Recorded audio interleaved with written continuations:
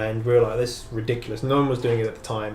And we started getting, I think the first post that we went viral was like 1.6 million views. I'd rather do less things and do them right. And we'll do them right, but spend more time on them. Yeah. Is when you're creating your business plan and when you're thinking about what is this business, think about, well, when am I getting out of the business, right? Is this a passion that you want to do forever, or is this something to make money? Yeah. I want to build something for 5 years, get the turnover as high as possible, right? Get the profit as high as possible, and then sell the company. A lot of people say, money doesn't buy you happiness, but it definitely buys you opportunities to be happy. Yeah.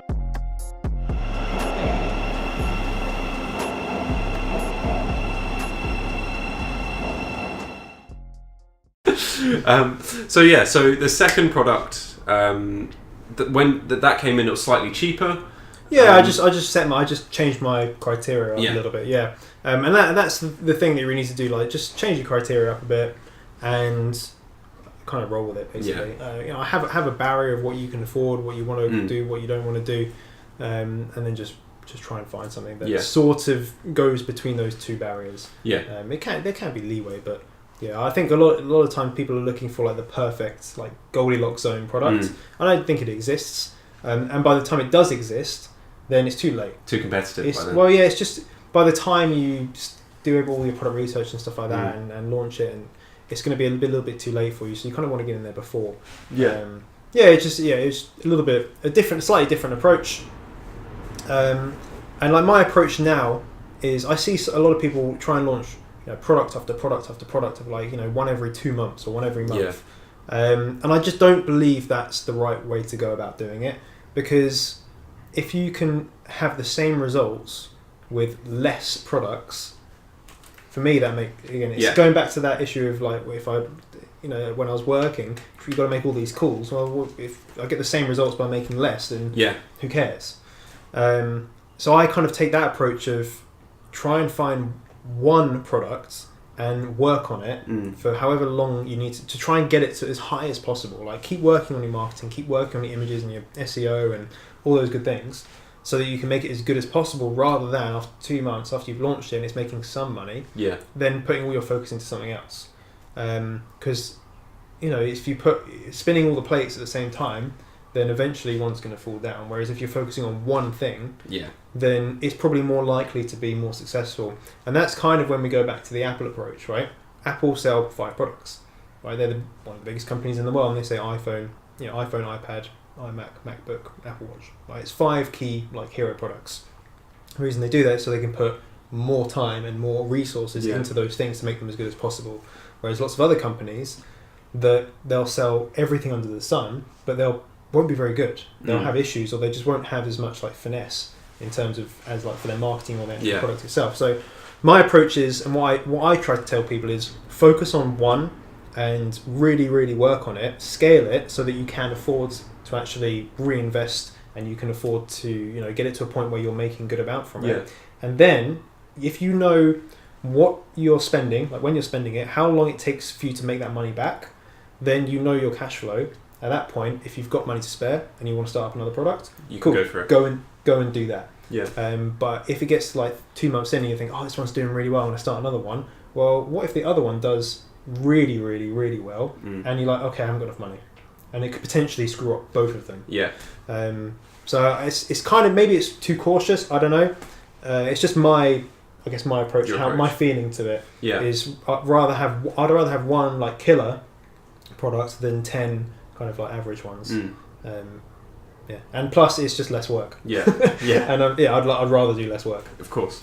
So for some people watching, let's say someone's in a 9 to 5 similar situation that you were, and they want to have a side hustle and start earning on the side, what are some small tips that you might not be so obvious that you've talked about that you think actually that eases this transition? Or is it just you just have to be patient and consistent? I think patience, consistency, those are really, really important things. I would say aggressive patience is like, you're happy to wait, but you're not going to be lazy, right? You're going to make things happen, but if they take a week, if it takes 2 months, it takes 2 months, right? The question that I would pose to people is, if it takes 6 months to launch a product or start a business, but that business can make you however much passively or whatever. It doesn't matter what business model it is, that it can make you X amount for the next 5 years, then is it worth waiting 6 months? Yeah. And normally most people are like, yeah, it's worth it. Like, because I normally work a whole year to get 5% pay rise. Yeah. So yes, it's definitely worth it. So patience is super, super key. Consistency is so important. If you're going into something like Amazon, like, doing product research, I get some people reach out to me after 3 days. They're like, I can't find any products. I'm like, well, it's because you've been looking for 3 days. Yeah. Right? It's not just going to magically pop up. It's a bit of a game, and you've got to enjoy that process. So yeah, consistency is so important. The patience is so important. But more so probably than everything, there's 2 real things, right? The first is taking action, because nothing's going to happen if you don't do it. Right? You have to go and you have to physically do it. People say, oh, I'm going to start doing this. I might, I'm thinking about, and that it doesn't matter, right? If someone thinks about doing something, so what? You need to actually do it. And that may sound really silly, and I don't know. But it's true. Well, for you, doing it took you spending and investing your money in a course. Now, other people could just go out and do it, and absolutely fine. But for you, it took that. Okay, I put my money into this. I needed the accountability. Yeah. I needed, and that was just like a personal thing. If I needed, like, well, I've spent money on this, and money is hard to come by. It's all good. Is it right? Yeah, it's fine. Leave it. Got the iPhone. Yeah. Yeah. Money's hard to come by, so I know I have to make that money worthwhile, right? So the accountability is key, but just taking action and physically doing something. So if people are thinking, oh, I want to start up a business, well, actually do something today that's gonna actually get you that little bit closer, just a pigeon step closer. Yeah. It doesn't matter what it is, but that tiny bit closer. Focus on income producing activities. Focus on the things that are going to make you money. So if you're starting up a business, don't spend time making business cards. No one. It's just like kind of busy work. It's like donkey work. Yeah. So taking action is super important, but taking action on the right things, not things that will just give you a gratification of, oh, I've created some business cards. Yeah. Created a website today, but you got no income. Yeah, exactly. The second thing, which goes hand in hand with that, is giving up. Right. So if you do all these awesome things and you just give up, yes, there's times to quit and there's times to not, but giving up because it's too hard or you just lose interest in it, then it's going to prevent you from all that time you spent doing the good stuff. It's going to prevent you from then following it through. Yeah. So, and that goes into the consistency part as well. So if you continue to take action again and again and again and again, eventually you'll see a curve where the productivity will go up, the income will go up over time. It's not going to happen overnight, but if you look at it over a year or over 2 years, it will increase. Yeah. But those are the 2 things that you need to have. You need to be able to take action, and then I guess know when you're giving up because it's not right for you, which is fine, or if you're doing it because you're kind of worried about like failing, right? I don't think that's a good reason to give up if you're worried about it, because that's a fear of failure. Yeah. So yeah, I hope those 2 things really. That's cool. So then I suppose we've covered a bit of FBA, and then this is kind of transitioned into your personal brand. Yeah. So you're sort of purveyed as the UK leading Amazon FBA expert. Yeah. Which is weird, by the way. Find it a bit crazy being No, in this it's crazy because obviously where we both started. Yeah. And it's not been that long. But it was because I started up the YouTube channel, and it was just something I wanted to. I had no idea, obviously, that this would happen.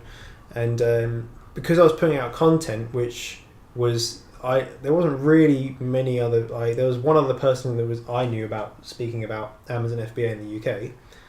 But other than that, I couldn't find anything. Yeah. This is what I struggled with when I started, because it was learning all the UK stuff and messaging the American groups. It was like there's only other people that were from the UK, and there's not much content. Oh, there was near on zero. Yeah. It was so high, and that's why I wanted to start the channel. Is because of I need to know these things, so I know other people, even if it's a small amount of people, I know other people want to know it. So I just started just talking about what I was doing. Yeah. Eventually, that led into people asking me questions about stuff. Like just sending me emails or whatever, like comments on the YouTube videos, and answer the questions. And this is when it kind of brings me back to those Apple days of how it's impacted me. Is if I didn't know the answer, I wouldn't just tell people I don't know the answer. It would be I don't know that right now. Let me find out and I'll go back to you. So I would upskill myself. I went from a position of knowing literally nothing about Amazon to very quickly knowing a huge amount about it, because I wasn't happy with not knowing the answer. I'd go and find the answer and then basically tell the answer to someone who wanted to know it. And over time, it just, like, the knowledge just got like a lot larger. Yeah. Really, really, really quickly. And then that's when I started doing the tutorials and like teaching people about it, because I really understood it. And there's a difference between knowing, like doing it right, and then understanding why it works, right? Yeah. So when, like, the big thing in terms of the teaching, and I've done teaching for a long time, like as we've spoken about with like the guitar and like the Apple and stuff like that, is when you teach something, you really, really learn it, because you have to understand why it works rather than that just works, right? So that really helped me, because I was trying to teach people, then I had to know why something worked rather than we'll just do this, right? This is why you should do this. So I started doing the tutorials, and then again, more people asked questions, so I'd answer more questions, and it just took a big like a steep increase. Yeah. So that was what people wanted to know, right? And so I was like, okay, cool. Well, if that's what people want to know, then I'm going to try and give them as much as I can, to the point where it was getting really, really time consuming. That's all I was doing, and that's kind of what I do now. Actually, is all I'm doing is answering questions about Amazon. Yeah. So I then released my course, right? So we both took a course, and I've taken many since then. And that was just the ability to answer all these questions in one go. Yeah. Right?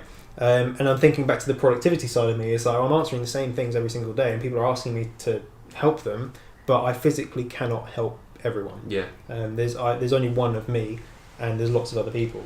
So that's when the digital, the course came along. And UK specific, kept it, really kind of laser focused towards helping someone in the UK. Even though a lot of the things are very, very similar, there's just like little nuances, little things that really help. And people like started buying it and stuff, and I was like, That must have been a really weird thing, because I feel like if I was in that scenario, and I know I'm not, but if I was, I would feel nervous putting my own content out there. And this is something I was going to ask you: is how do you initially go about going, I'm going to price it this much for this amount of content? It was really hard. Yeah, it was. I had the big thought process in my mind of who am I to speak about this, right? Yeah. There's people that are way more successful than me on Amazon, but I had a conversation. I can't remember who it was. A conversation with someone, and they said something like, "It doesn't matter that there's loads of other successful people. If you have something that people want to learn, then and it's going to help, and it's going to help people, then it's your duty to get it out there." So I started off by selling an ebook. I've just kind of been like, oh, this is weird. Like trying it. It's just like trying, because I was really nerve-wracking, like very, very nervous about it, about what people would think. In hindsight, because it was, people liked it, I was like, phew, right? But that got me into that mindset of, okay, cool, like this is a different way to help people. And it really, when someone pays for something, it's when I go back to when I first paid for something, they're more likely to take action on something. So a lot of people will watch the YouTube videos and they won't do anything about it, right? Like me for many things that I've done in the past. Yeah. But when you put your money where your mouth is, that gives you that accountability. So I appreciate that people still need that accountability. Some people might charge very little for courses. You can go on Udemy and you can buy courses for like £10. Yeah. You're probably not going to do anything with it because you've spent 10 quid on it. Yeah. Whereas when you spend a few £100s on something, I think that's an amount where you're like, I need to action these steps. Yeah. The pricing element, you know what I mean? It was the first time doing it. I was like, just put it out there. I thought it was very reasonable for the amount of content I put in there, and the particular thing that I wanted to do was be a lot better for the support aspect, right? So how can I give people more support? Because I know that's what people really want, right? They want someone to ask questions to. They want a support network, just like I wanted when I started. I needed people. Specifically, I wanted people in the UK, right? Yeah. To network with, which was hard to find. So I was like, okay, well, I have this UK network. I then eventually hired a specialist, like an FBA specialist. They worked at Amazon for about 5 years as a specialist in FBA, so they can answer really technical questions. I now have we spoke about this earlier, like the knowledge base, so people can ask questions and the answers are already there. And then I still have all my personal support. I still do all my emails. So when one of the students asks me a question, it's not like some like other person that just regurgitating the information. I sit there and I speak with people on a specific basis, like depending on the person and what their needs are. Exactly, yeah. So a lot of the time it is very specific questions, like feedback on products and stuff like that. And that's the thing that I think differentiates me from a lot of other people. Is that I still do all those things. Like I add services like the specialist and the knowledge base and all that sort of stuff. But I still keep that personal touch. Yeah, it's a personal touch. But I think if I had if I could buy what I'm selling, right, at the beginning, I would have bought it, right? And that's when I look at it and go, I know it's the right thing, because if I would buy it, then I'm happy to sell it.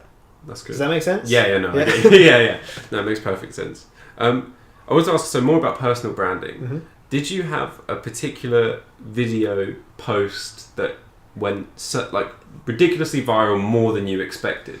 And was there a few videos or something that particularly spurted the growth? I don't know. There's a couple of things. It's a good question actually, because there's quite a few answers for this. So there's a good and bad side to YouTube, right?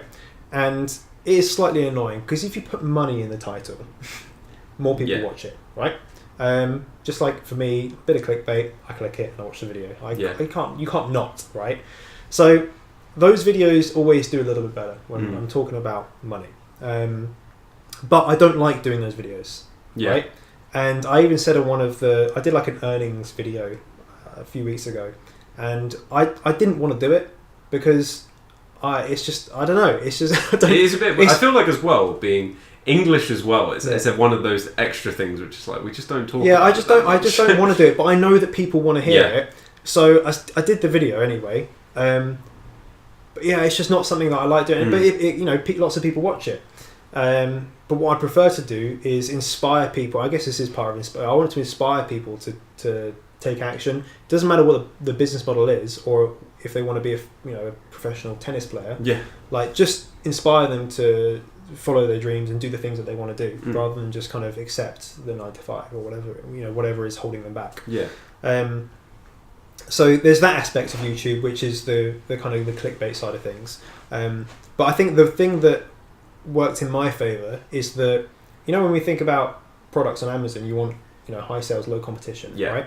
So on YouTube, a lot of people wanted the information, but there was no competition. There was no one talking about it. So I could do these videos and get ranked on YouTube with a very, very small channel. So people would start finding me slowly but surely, which means that now if you search for like Amazon FBA, I'm just like plastered all over it. Because I've just built it up over time and built a loyal following of people that are all in the UK, mostly in the UK.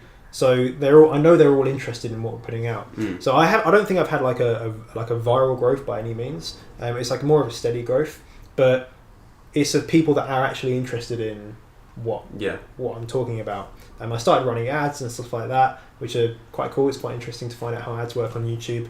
But I don't know if there's like one video or anything like that. But I think what's the most views you've got on like one particular video? I've run ads on some videos, so I've had over 1 million on one. Oh, okay. But that's paid. It's not all paid, but it's paid, and I did that because I just wanted to test out ads, right? I just like turned I don't even know what I was doing. Like turn it on, like targeting whatever. Like just see what happens. And it was really cool. Like some people found me from the adverts, and people sometimes say, "Oh, I found you from an advert," and that's when I'm like, okay, cool, adverts. Adverts are cool because it means that you don't have to upload every day. And I went through a spout of like 3 months uploading every single day, and it was the hardest thing ever. And the content got quite dry. Forcing content. It was definitely forcing content. And I like the moment I haven't uploaded in about a week, I'm absolutely happy with that. Like when I have a good idea for a video, then I'll do the video and I'll upload it, and not worry so much about I've got to keep the algorithm happy. I'm more focused now on what about the content I'm putting out? Is it going to be useful? Is it just stuff that I've already spoke about before? Does it interest me to make the content? Because like within, if we're talking about one business model, there's only so many things we can talk about, right?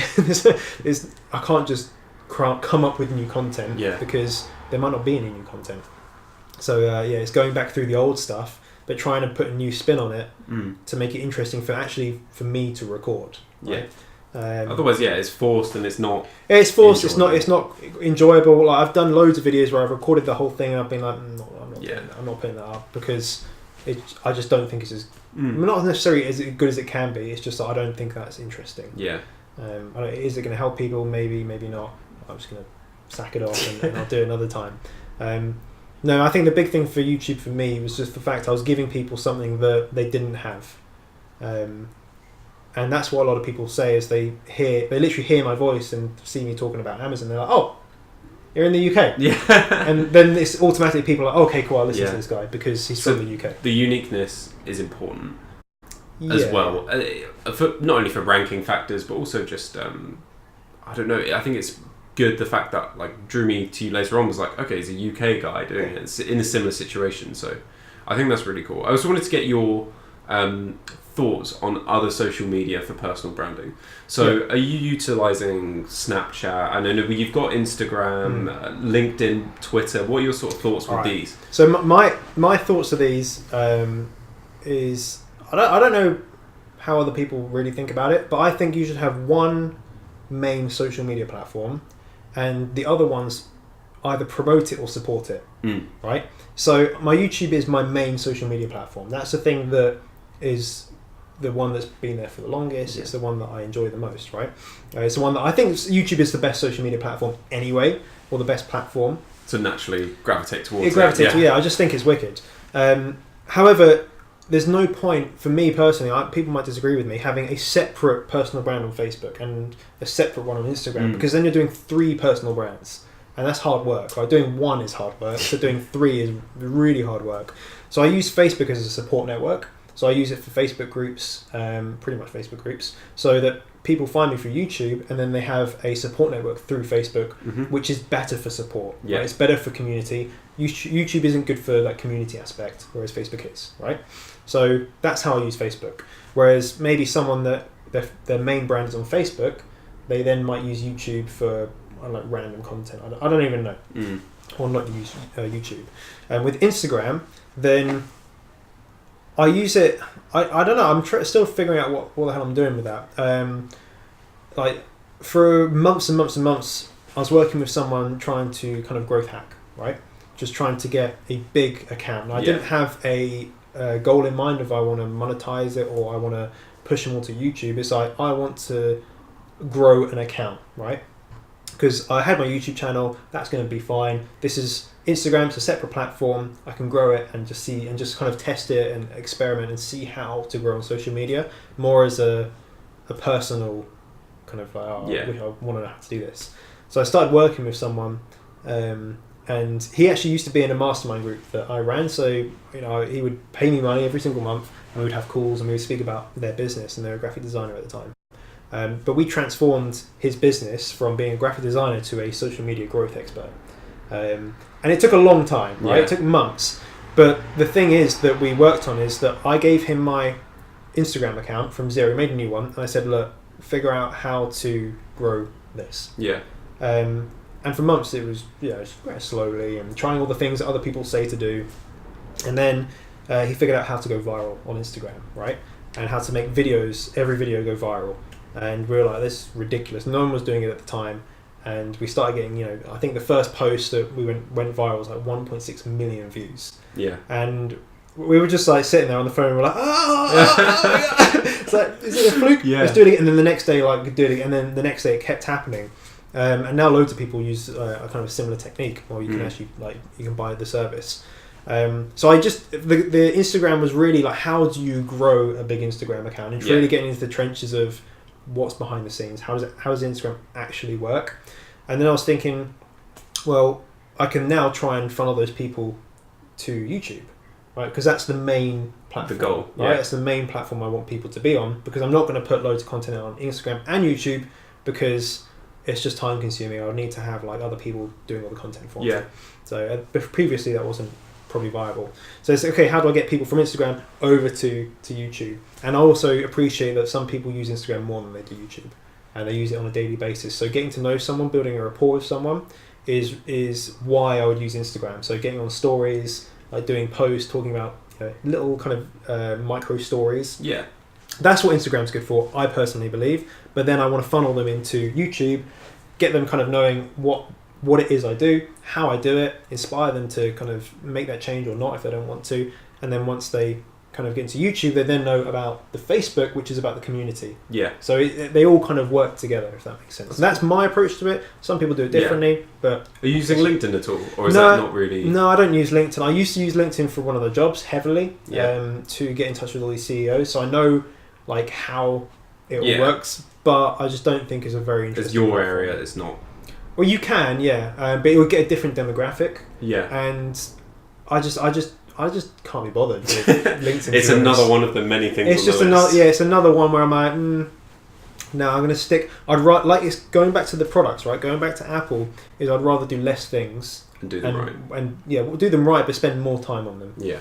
Yes, because it's people that do all of them. I'm like, how the hell do you have time to do all of those things? It's hard enough just doing one. Yeah. Yeah. So the next section, we've gone over Amazon and personal branding. I want to go a bit like deeper into you. I guess that sounds really wrong, but so it's more about sort of first we'll start off with your motivation sort of going forward.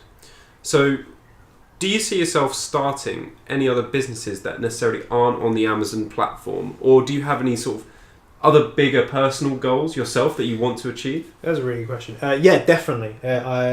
Amazon for me, at the beginning it started like a means to just make some extra money, right? I think my goal with Amazon is to basically build and sell, right? I think it makes perfect sense, right? That you should have an exit plan with a business, and this is something my dad taught me, is when you're creating your business plan and when you're thinking about what is this business, think about, well, when am I getting out of the business, right? Or is this a passion that you want to do forever, or is this something to make money? Yeah. So for me, Amazon is something to make money. And I want to build something for 5 years, get the turnover as high as possible, right? Get the profit as high as possible, and then sell the company, right? To someone, maybe whoever it may be, sell it for a huge amount of money, and then basically just do the same thing. Or put that money into something else, which is passive, right? Put it into property or stocks or whatever it may be, where it's super, super, super passive. Or put it into, I don't know, just enjoyment of life. I don't even know, right? So it's just a future plan. So yes, I want to do more businesses. The only thing that I do know is I don't want to be hands-on in the business. I don't want to be doing that one at all. I want to be the business owner. Like I want to, you don't want to be in the business. I can't remember the saying, but I don't want to be working in the business. Yeah. I want to be just owning the business and it works on my behalf. Yeah. I don't have any specific projects that I know that I'm going to go with at the moment, because at the moment it takes up a lot of time with everything going on. But I suppose on a personal level then, do you have any sort of aspirations? I mean, we talked about your music. Was that something that you want to pursue? Yeah, or? I think so. Like if I had the point where I had time, the course stuff takes up a huge amount of time, huge amount. So if I was able to get some more time back, or just decide to make more time, then getting into a bit more music and thinking, well, can I actually knowing what I know about social media, is there a way I can kind of game the system to make money with music? Right? Or just grow your name as an artist. Or just grow your name as an artist. Yeah, but the big thing is that it's either I have the businesses running in the background so I can do this as a passion without making money, right? So I've got the passive income coming in so I can dedicate time to it, or I do it as a business so that, I'm quite business focused. If I want to make income, right? Because I know that a lot of people say, oh, money doesn't buy you happiness, but it definitely buys you opportunities to be happy, right? So, for example, the last house I was in cost me, a lot of, in terms of percentage of my wage, a lot. And it was a bit cold, it was a bit dark and stuff like that, and I moved to this place, and as you can see, it's bright, it's a nice place. It's not maybe like my forever home or anything like that, but it's definitely brought me a lot of happiness, right? It's not the physical money, it's what that can get you in terms of experiences or lifestyle. And I don't want that to go away, right? Yeah. So the passions need to bring in the income. The passions need to bring in the income. So when I think about the YouTube channel, it ties into what I've been doing for years in terms of teaching people and like coaching people. and it's because I enjoy it. The reason I do it is hard work. The reason I do it is because I enjoy doing it. The reason I do the Amazon stuff is because I like the passive income. I like, updating the app or seeing like the payouts. I'm like, sick, man, I loads of money today. Or like being on holiday and making money. So that's like, I really enjoy that, and that like gets me up in the morning. So I would only do things in the future that have that same sort of feeling. But I think property is definitely one I'd do more in. Like I've bought a house and renovated it before, so I'd like to do that again. Yeah. But have the time and the income to be able to do it and not worry about making money. So I can spend a month doing up a house like myself. So because I enjoy doing it. Yeah. Like I could pay someone to do it, but I actually enjoy doing it myself. And then rent it out and just continue to do those sorts of things. Yeah. In terms of like personal goals rather than maybe work, like career goals. I don't know. Some people just think I'm an idiot, but I like things, right? I like stuff. Yeah. And a lot of people might say, "Oh, it's materialistic." I just don't think it is. You like what you like. Some people like traveling the world. I'm not really into traveling the world. I'm into having guitars and technology and. But that's absolutely fine. That's what makes you genuinely. If it's a facade, then that comes back to that self-awareness. It genuinely makes me happy. Yeah. Like when the new iPhone came out today, like I went to the Apple shop today just to look at it, even though I know exactly what it looks like. Yeah. I'm like, oh my god.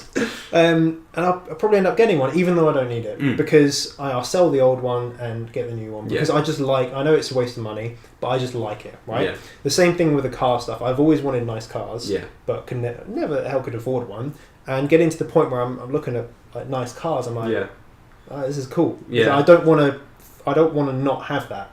Well, we've seen on your channel trying out the Lamborghini. Oh, honestly, that was actually the best thing I've ever done. Yeah. Right, and that's not me just saying things. Like that was the best thing I've ever decided to do in my life. And for those people that don't know, I hired a Lamborghini for I think 4 days it was, because I wanted to like. It's a dream of mine, right? Yeah. And like many people, it's like drive a supercar, and I thought, should I do a track day? And I was like, do you know what? No, with the track day, you get to go around a few times, but you don't really get to feel what it's like. See what it's like living it. Like living it and walking out and seeing it on the driveway was just like the best experience. It was horrible giving it back, but that gave me a huge drive, right? Yeah. As in now I'm fixated on it. And before it was like, that'd be nice, wouldn't it? Like, it'd be nice to have like a sports car or a supercar. Now every single day I'm thinking about it. And with the law of attraction, and I'm a massive believer, if you want something, then you will make it happen. Yeah. Just by the actions that you take. And sorry if there's a lot of wind noise. It should be fine. Yeah, it's pretty blustery. But yeah, there's just little things. It's not going to happen like tomorrow, but with maybe 2019, then maybe that's on the cards, right? If I can make enough that's like an acceptable amount to spend a month, that doesn't kind of put me in a position where I'm like, ooh, risky. Yeah, like if my income dries up, then can I still pay for it? And if I can't sell it, right? Could I pay for it for 6 months? Because you can't just sell those cars overnight. Yeah. So it's all about risk versus reward. So those are things that I want, and I may get them and then realise that I don't want them. But because I had it for 4 days, I'm like, I definitely want this. So yeah, I think my goals are. I just want to have a lifestyle where I'm comfortable, where I can treat people around me, like take people on holidays, and then have the things that I like and not worry about the money side of things because I've worried about money for years, and it's nice not to alleviating that stress. It's a big, honestly, it's a huge stress thing. Like every month, I was literally going to the point of zero money. And then it would replenish. Everyone knows it's like payday comes around, and your money's gone before like the end of the day. And that's really stressful. That I'm glad it's not like that anymore. Yeah. So, just I suppose one more thing before we get onto the Amazon product, because I know we've been going for a while now. But one last thing is: have you ever faced some real adversity or down times, and it's made you stronger since? So, do you have a particular time when you think that was a low, but I came out of it? Or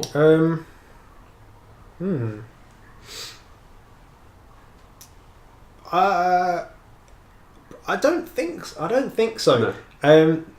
I think the reason is that I don't know, maybe my girlfriend sometimes gets annoyed with me about this. Like annoying things happen, crap things happen, but I just look at the positive. the positive side, and I know that can be really annoying.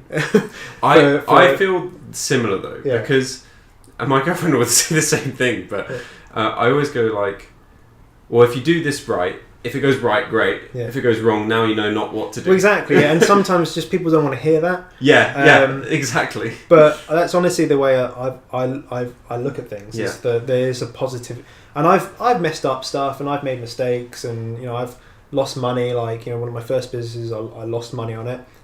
But in hindsight, it was it was a good experience. Yeah. Right? And hand on heart, even though at the time I thought it was this is terrible. It was very quick to get over, and it taught me a huge life lesson about people, and having things in writing is important. I don't think I've had like one big adversity. I think it's just the main thing is that I think the big thing for me was having the job, and that was the big pain point for me. And a lot of people, that'll be just their everyday life, right? And I that was the point where I was like, that was my adversity, right? It was I was getting up every day and just being like, I cannot do this. It wasn't a single pinpoint in time. No, some people will have that, and I appreciate that people do. It's just I just haven't had it. Yeah. No, it's more of a built up angst with not being where I wanted to be. Yeah, I'd say. Okay, so just quickly before we go into it, we'll do some quick fire questions now. Okay. Just a couple. All right.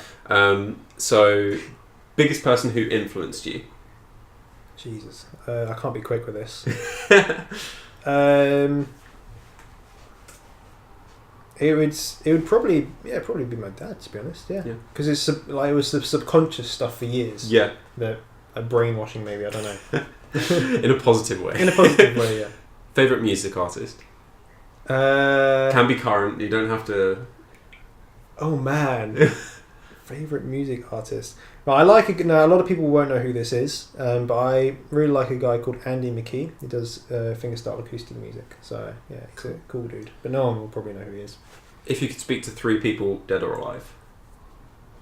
Damn. 3 people, dead or alive. I think there's some of like the generic right ones. I'd like to speak to someone like David Attenborough. Mm-hmm. Sir David Attenborough. Who else would I like to speak with? Man, Steve Jobs? Well, yeah, I don't know about him actually. I think it'd be interesting, but I don't know. Maybe no, I don't think so. No, I don't think. I think it'd be hard work. Man, I don't even know what to answer with that. Okay, well, we can come back to it if you ever think about them. This one's probably a bit weird or obvious. Short or long Bitcoin? What? Short or long Bitcoin? Yeah, man, hold it. Hold it. Yeah, hold it. Yeah, definitely. I think that technology will, it will continue. When I was doing this job with reaching out to CEOs, finance companies, we were all talking about cryptocurrency, and this was a couple of years ago now. All talking about it, and they're like, we are heavily looking into how we're going to use this in our businesses, and those businesses, they'll take 5 years to implement hardly anything. So I think it's got a huge amount of longevity in it. Yeah. And I think we already mentioned this, but audiobook or real book? Real book. Okay. Yeah. Sun or snow? Definitely the sun. Yeah, I hate the cold weather. And recommend one book? Depends for different people, but I would say the big one that changed for me is the 4-Hour Work Week. It's a kind of a staple. Everyone reads it. Tim Ferriss, yeah. And that's the idea of the passive income. And when I read it, it was the first kind of business book I read. And when I read it, I didn't appreciate 4-Hour Work Week, passive income. You think it's a bit of it's not real. But it is real. Yeah. So, yeah. That's a big one. And actually, let's throw in an extra one. Underrated YouTube channel that you want to plug. Underrated? Is it yours, is it? No, you don't. Yeah, that's what I was trying to do. Yeah, exactly. Underrated. Thing is, I watch just car ones. That's all I watch. Yeah. I don't tend to watch entrepreneur stuff. I just watch all the car vlogs. So any car YouTube channel. I watch all the UK guys. So you've got TGE, you've got Archie Hamilton, Supercars of London. Yeah. They all kind of knock around this area. So those are collaborations. Nah, well, not for me. Yeah, definitely not for me. But yeah, no, those are the guys. That's the stuff that I enjoy watching. Cool. Is the kind of entertainment car stuff. Yeah. Cool. Okay, right. We're going to get on to the product segment. Right, let's do it.